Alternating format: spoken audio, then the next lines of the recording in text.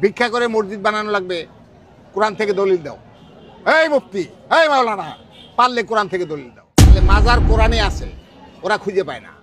মাদ্রাসায় মসজিদে জেনা হয়, বলৎকার হয়, কারা করে? এই মুফতি মাওলানা। এর নামের জালেমরা একত্র হয়ে মানুষের ইমান হারা করার জন্য বিভিন্ন রাস্তা ফন্দি ফিকির করে নিছে। বাংলাদেশে, ভারতবর্ষে, পাকিস্তান সহ, ভারত, পাকিস্তান, বাংলাদেশ, এখানে ইসলাম ধর্ম নিয়ে আসছেন অলিয়া উলিয়া করে। ওনরা আসছে কারো 1200 বছর, কারো 1000 বছর। তো মহানবী সাল্লাল্লাহু আলাইহি ওয়াসাল্লামের সাহাবাও এই দেশে ইসলাম নিয়ে আসছে, কিন্তু তারা প্রভাব বিস্তার করতে পারেনি। কিন্তু শেষে শাহজালাল বাবা পুরোপুরি প্রচার করতে পারছেন, যার কারণে আজকে মুসলমান সংখ্যাগরিষ্ঠ হয়েছে। এখন সমস্যা হয়েছে, মানে এই মুসলমানের মধ্যে দুটা দল, 73টা দল। মহানবী সাল্লাল্লাহু আলাইহি ওয়াসাল্লাম বলছে, মানে আজ্ঞা নবী, মানে সেই আমলে দল হবে 72, আমার উম্মতের মধ্যে দল হবে 73। এই 73 দলের মধ্যে একটা দল আমার উম্মত, বাকি 72 দল আমার শত্রু। এখন নবী পাক সাল্লাল্লাহু আলাইহি ওয়াসাল্লাম উম্মত কারা? মানে পাক পাঞ্জাতন। পাক পাঞ্জাতন বলতে আমরা কি বুঝি? পাক পবিত্র 5 জন লোক এই পৃথিবীতে আসছিলেন। একজন হলো মহানবী সাল্লাল্লাহু আলাইহি ওয়াসাল্লাম, যিনি উম্মতের সুপারিশকারী। আর দ্বিতীয় হলো মাওলা আলী, যিনি কাউসারের পানি খাওয়াবেন। তৃতীয় হলো মা ফাতেমা, মাওলা হাসান, মাওলা হোসেন আলাইহিস সালাম। এনরা হলো, এই 3 জন হলো জান্নাতের সর্দার বা বাদশা। এনরা যাকে বাদশা, মানে যাকে জায়গা দেবে জান্নাতে, তারাই জান্নাতে যাবে। কিন্তু সমস্যা সৃষ্টি করেছে, আমার নবী পাক সাল্লাল্লাহু আলাইহি ওয়াসাল্লাম বলছে পূর্ব দেশ থেকে 2টো সিং বের হবে, এই পূর্ব দেশের লোকের ইমান আমান সব নষ্ট করবে। এই সিং 2টা কোনটা? একটা হলো আলিয়া মাদ্রাসা। এই মাদ্রাসা তৈরি করেছে খ্রিস্টানরা 1737 খ্রিস্টাব্দে। আর এরপরে হলো কওমি মাদ্রাসা, খারিজি মাদ্রাসা, এটা করছে 1866 খ্রিস্টাব্দে। এই 2টা মাদ্রাসাই মুসলমানদের জন্য ইমান আমান সব নষ্ট করার জন্য বহু পন্থা অবলম্বন করছে এবং অনেকটা সফল। যেমন আগে মসজিদে কোনো বেতন নিত না, যারা মসজিদ করত তারা পরহেজগার লোকরা মসজিদ করত। সেটা মাটির ঘর হোক, সোনের ঘর হোক, টিনের ঘর হোক, সেই মসজিদে সবাই নামাজ পড়ত, ইমাম বেতন নিত না। আর এই মাদ্রাসার থেকে পাশ করে মানে খ্রিস্টানরা, মানে যখন নাকি ব্রিটিশ গভর্নমেন্ট রাষ্ট্র ক্ষমতায় ছিল, তখন মাওলানা উপাধি দিয়েছে, কিন্তু এই মাওলানাকে একটা পিয়নের চাকরিও দেয় নাই। এরপরে কওমি মাদ্রাসাকে উদ্বুদ্ধ করছে, খারিজি মাদ্রাসা, মুফতি হয়েছে। এই মুফতিও একটা পিয়নের চাকরিও দিত না। এরা কি করছে? এদেরকে বোঝানো হয়েছে তোমরা আলেম হয়েছ, এদেরকে বোঝানো হয়েছে এরা কিন্তু আলেম না, মুসলমানই না। মানে এমন 2টা মাদ্রাসা, আলিয়া মাদ্রাসা এবং কওমি মাদ্রাসা, এবং ডক্টরেট ডিগ্রি করে মদিনা এবং মিশর ইউনিভার্সিটি থেকে। এই মিশর ইউনিভার্সিটি বা এবং বাংলাদেশে বা মানে ভারতবর্ষে যে আলিয়া মাদ্রাসা, কওমি মাদ্রাসা পাশ করে মন কেমনে নামাজে থাকবে এটা শেখে নাই, ওদের পাঠ্যপুস্তকে নাই। মুসলমান কি করে হবে তাদের পাঠ্যপুস্তকে নাই। নামাজ কেমনে কায়েম হবে এটা তাদের পাঠ্যপুস্তকে নাই। তার মানে এরা জানে না। এরা কি করছে? ভুয়া আলেম, প্রতারক, মিথ্যা কথা সাজিয়ে বলতে পারদর্শী। এই কথাটা আমি বললে তো চলবে না। কোরআন বলছে সূরা তওবা আয়াত নাম্বার 107, 108, এরা সবাই মিথ্যুক। কিভাবে মিথ্যুক হলো?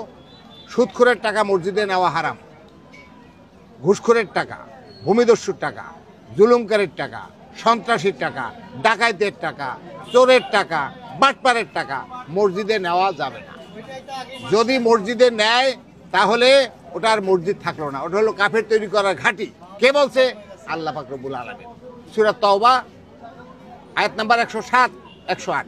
তাহলে 108-এ বলা হয়, মানে 107-এ বলা হয়েছে আর যারা মসজিদ নির্মাণ করেছে মানে কুফরি করার জন্য, মুমিনদের মধ্যে বিভেদ সৃষ্টি করার জন্য এবং ওই লোকের জন্য ঘাঁটি স্বরূপ, এবং তারা অবশ্যই শপথ করবে যে আমরা কেবল কল্যাণই চেয়েছি, পক্ষান্তরে আল্লাহ সাক্ষী তারা সবাই মিথ্যুক। তার মানে এরা সবাই মিথ্যুক। এখন পরের আয়াতে 8 নম্বরে বলছে তুমি কখনো সেখানে দাঁড়াবে না, ওই মসজিদে দাঁড়াইতে নিষেধ করছে। তাহলে আপনি ইবাদত করেন কেমনে, নামাজ পড়েন কেমনে?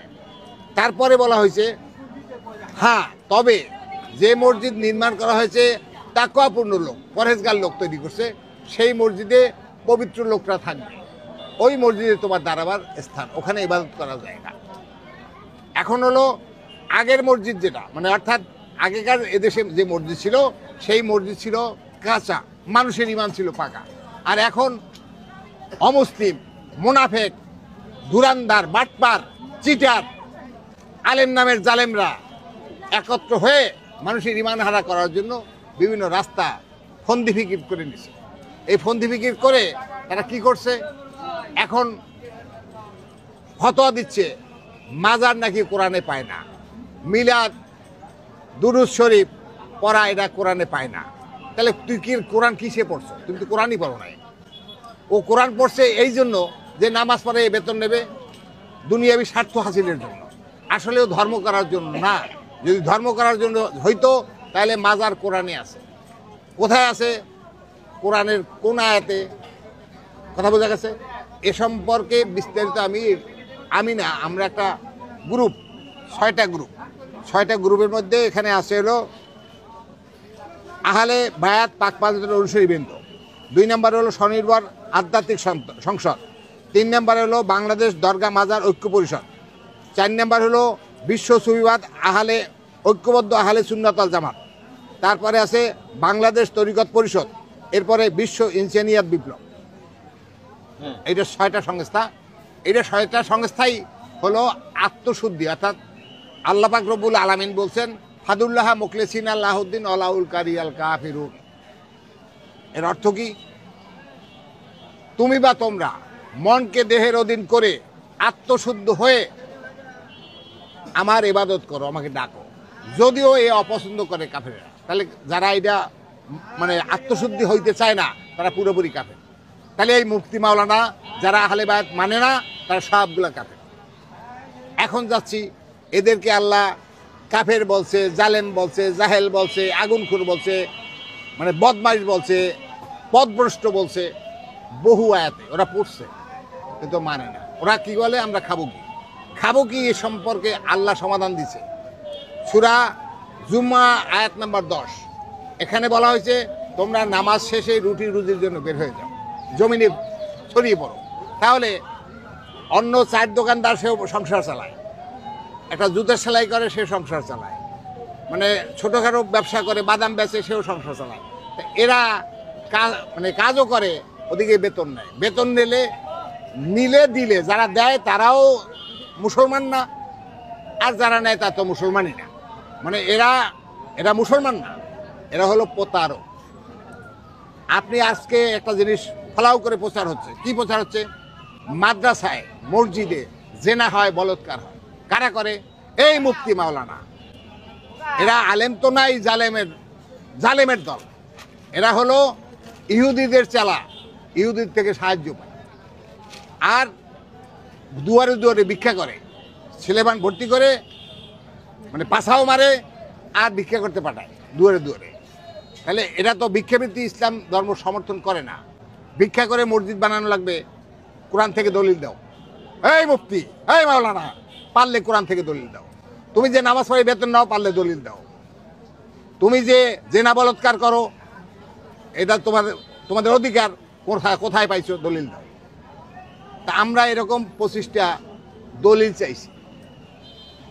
কথা বোঝা গেছে? তাফসীর মাহফিল করে টাকা নাও, দলিল দাও। কোথায় পাইছো? তোমাদেরকে আল্লাহ কাফের বলছে, জালেম বলছে, জাহেল বলছে, আর যারা তোমাদেরকে টাকা দেয় তারাও ইসলাম থেকে খারিজ হয়ে যায়। তাহলে মুসলমান এখন ওরা সবটা মানে বদমাইশের দলকে করতে পারছে।